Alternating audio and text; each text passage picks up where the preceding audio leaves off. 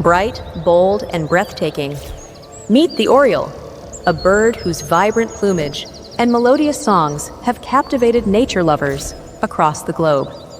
From the sunlit canopies of tropical forests to the gardens of suburban homes, the Orioles documentary is one of beauty, adaptability, and ecological importance.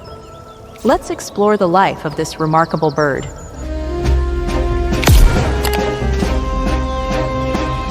Orioles thrive in diverse habitats, from North and South American forests to open woodlands and even urban green spaces.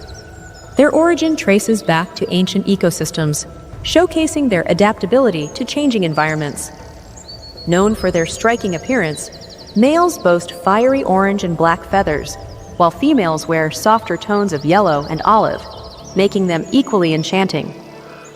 Orioles are master weavers, crafting intricate hanging nests that sway delicately with the breeze. Their unique foraging behavior includes sipping nectar, like hummingbirds, and feeding on insects and ripe fruits, maintaining balance in the food chain.